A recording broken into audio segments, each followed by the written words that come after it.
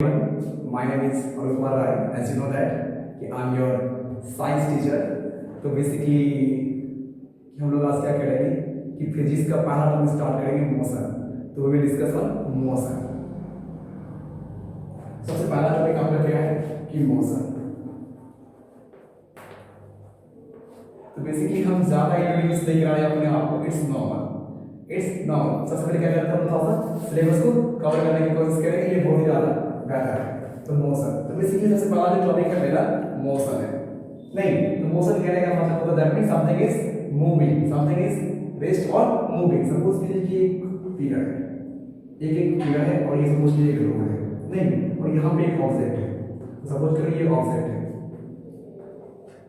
ये ऑब्जेक्ट है. तो मान लीजिए कि इस दोनों का जो भी कंडीशन है, ये जो पिलर है मेरा, सपोज कीजिए ये पिलर है, ये पोल है, POL पोल, दैट मींस ये रेस्ट में है. नहीं, और ये जो पर्सन है, ये जो ऑब्जेक्ट है, ये जो ऑब्जेक्ट OBCD ऑब्जेक्ट है, ये ऑब्जेक्ट भी दोनों भी रेस्ट में. तो आप इसको कैसे बता रहे हैं कि ये रेस्ट में? दैट मींस कि समथिंग इज रेस्ट और moving. How do you know? तो बेसिकली हम लोग कैसे जानते हैं कि टाइम जो मेरा सबसे बड़ा फैक्टर है. किसी भी चीज को या किसी भी ऑब्जेक्ट को, किसी भी ऑब्जेक्ट का जो कंडीशन को, उसको हम लोग हमेशा कंपेयर करते हैं with respect to time. Something is changing और नॉट, उसको पता चलता है किसके हिसाब से, टाइम के हिसाब से. तो सपोज करो कि अभी अगर दोनों रेस्ट में, पिलर तो फिक्स है, पिलर तो फिक्स है, that means it can't be move. ये मूव नहीं कर सकता है. इसमें जो मूवमेंट होगी ये मूव नहीं कर सकता. दैट मींस ये कर ही नहीं सकता मूव ना. मूव कौन कर सकता है? एज अ पर्सन या फिर एज अ ऑब्जेक्ट.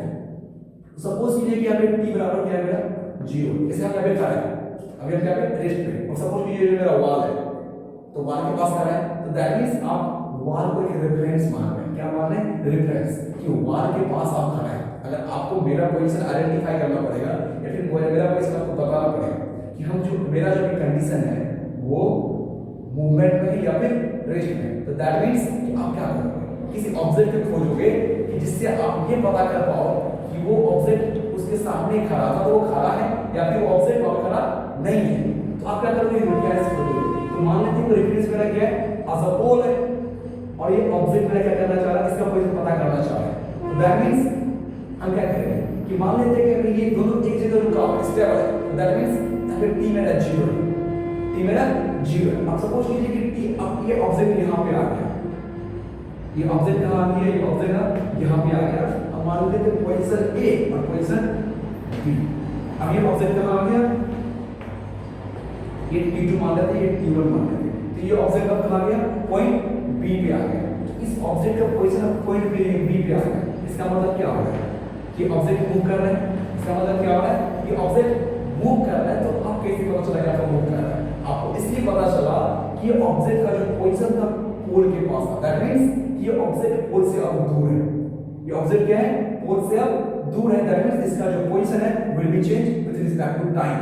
अब क्या था कि t बराबर 0, अब ये t2. दैट मींस कि पॉइंट A से पॉइंट B तक जाने में इस ऑब्जेक्ट को कुछ ना कुछ टाइम लगा. और सेकंड थिंग क्या है कि इस ऑब्जेक्ट का एक प्लेस चेंज हो गया, एक प्लेस चेंज हो गया. दैट मींस हम कह सकते हैं कि ये ऑब्जेक्ट जो है ये क्या है, मोशन में. दैट मींस ये ऑब्जेक्ट में क्या है, मूवमेंट है. ये ऑब्जेक्ट क्या कर रहा है, मूव कर रहा है. तो जब कोई ऑब्जेक्ट मूव करेगा दैट मींस वो अपना प्लेस चेंज करेगा with respect to time. After that we will recognise easily कि द ऑब्जेक्ट हैज मूवमेंट और नॉट. तो आप डिफाइन कर सकते हैं. तो अब बाय द डेफिनेशन आप कर सकते हैं जब कोई ऑब्जेक्ट टाइम के साथ, एक नॉर्मल डेफिनेशन आप कर सकते हैं कि जब कोई ऑब्जेक्ट टाइम के साथ किसी ऑब्जेक्ट के रेफरेंस में मूव करती है या फिर अपना प्लेस चेंज करती है, तब हम कह सकते हैं कि ऑब्जेक्ट जो है मेरा किसमें है, मोशन में है. क्लियर? एक बार फिर से रिपीट कर देखिए. जब कोई ऑब्जेक्ट टाइम के साथ, जब कोई ऑब्जेक्ट टाइम के साथ अपना प्लेस चेंज करेगा किसी फिक्स ऑब्जेक्ट के रेफरेंस में, तब आप कह सकते हैं कि वो जो ऑब्जेक्ट है उस ऑब्जेक्ट, वो ऑब्जेक्ट किसमें मेरा है, मोशन में है. ऑब्जेक्ट किसमें मेरा, मोशन में है. तो आपको किताब से इसका डेफिनेशन मिल जाएगा. तो ये आपका एज डब्ल्यू भी ले लीजिए, डिफाइन DEFIN डिफाइन मोशन. ये आपको करना है. हम एक बार फिर से रिपीट करते हैं. जब कोई ऑब्जेक्ट किसी रेफरेंस, किसी फिक्स ऑब्जेक्ट के रेफरेंस में टाइम के साथ अपना प्लेस चेंज करेगा, दैट मींस कि वो ऑब्जेक्ट किसमें है, मोशन में. तब आप कह सकते हैं कि वो ऑब्जेक्ट किसमें है, मोशन में. क्लियर? तो आपको क्या करना है कि डिफाइन मोशन, आपको मोशन का डेफिनेशन कॉपी करना है। आपको ही पता है कि आप बुक से ही करोगे, it's not a big deal, आप बुक से ही करोगे तो बुक से खुद से करना, ठीक है। मोशन तो आपका लैंग्वेज थोड़ा सा पोलाइट होना चाहिए। सेकंड तो मोशन क्लियर हो गया, M O T I O motion, ये क्लियर हो गया। यहाँ पे क्या कर रहा है, ऑब्जेक्ट प्लेस चेंज कर रहा है टाइम के साथ और किसी फिक्स ऑब्जेक्ट के रेफरेंस में। क्या कर रहा है कि बॉडी यहाँ पे क्या कर रहा है मेरा, प्लेस चेंज कर रहा है टाइम के साथ और किसी फिक्स ऑब्जेक्ट के रिस्पेक्ट में, तब आप कह रहे हैं कि नहीं ये जो ऑब्जेक्ट है मेरा इसमें मोशन है। जस्ट इसका अपोजिट, अगर आपको रेस्ट की बात किया जाए, रेस्ट नहीं, आपको कैसे पता चलेगा कि कोई ऑब्जेक्ट रेस्ट में है या फिर मोशन में, तो जस्ट इसका रिवर्स है, जस्ट इसका रिवर्स मान लीजिए। जब कोई ऑब्जेक्ट टाइम के साथ, जब कोई ऑब्जेक्ट टाइम के साथ अपना प्लेस चेंज नहीं करेगा किसी फिक्स ऑब्जेक्ट के रेफरेंस में, तब आप कह सकते हैं कि वो जो ऑब्जेक्ट है वो रेस्ट में है। आप समझ लीजिए, इसको फिगर बना देते हैं, फिजिक्स मतलब फिगर।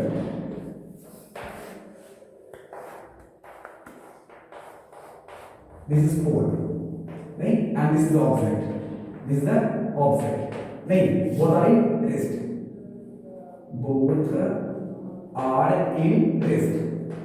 रेस्ट दैट मींस क्या है कि दोनों क्या है मेरा रेस्ट में। आप सपोज कीजिए कि टाइम t हो रहा है, नहीं अब ये टाइम t2 में भी यही है, t3 में भी यही है, दैट मींस टाइम तो बढ़ रहा है, टाइम बढ़ रहा है, लेकिन इस दोनों में कोई मूवमेंट नहीं हो रही। दैट मींस पोल में तो ये क्योंकि क्या फिक्स है, ये क्या है फिक्स है। अगर मूवमेंट होगी तो ये बॉडी या फिर ये ऑब्जेक्ट मूव करेगा। तो हम देख रहे हैं कि ऑब्जेक्ट क्या है, t2 बराबर t3 बराबर 0।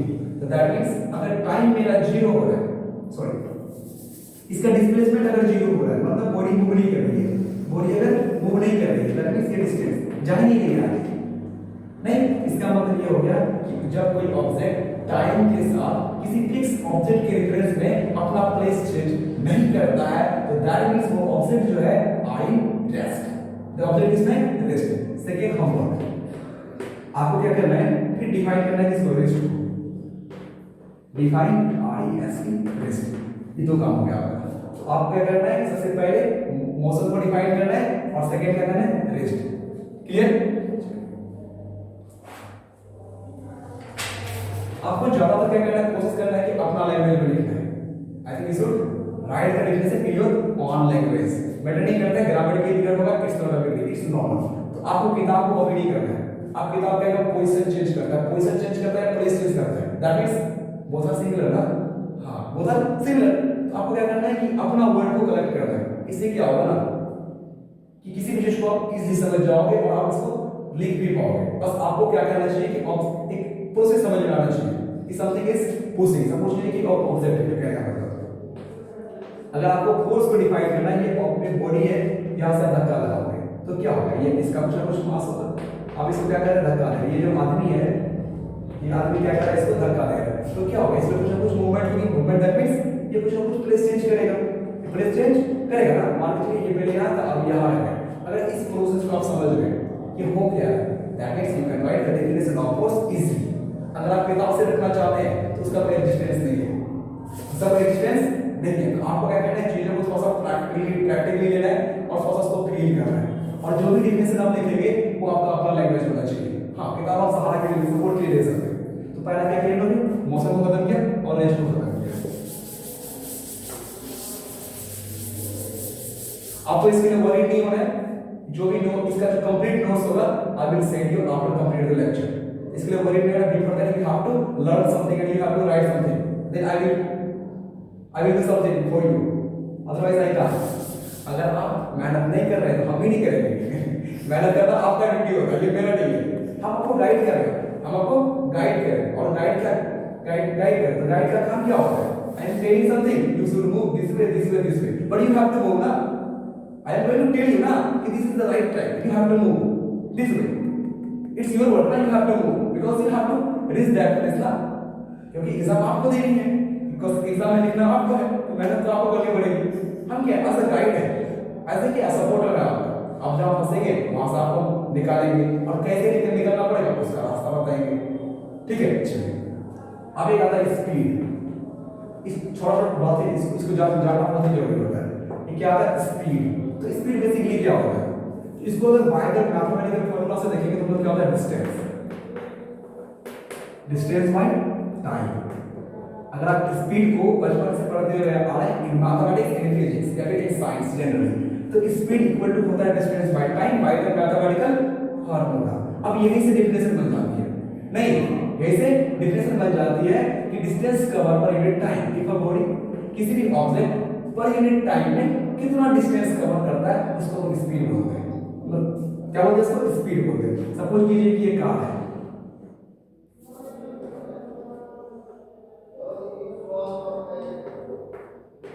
ये कार नहीं, अगर आपको स्पीड पता करना है सपोज कीजिए कि मान लीजिए डिस्टेंस है, ठीक है, मेरा डिस्टेंस है, तो ये डिस्टेंस जब भी ये मूव करेगा टाइम के साथ करेगा, जब भी ये कार मूव करेगी टाइम के साथ करेगी, तो दैट मींस कि distance covered per unit time, distance covered by the body per unit time is called speed. किसी बॉडी के द्वारा या किसी ऑब्जेक्ट के द्वारा पर सेकंड कितना दूरी तय किया जा रहा है उसी को हम लोग क्या बोलते हैं?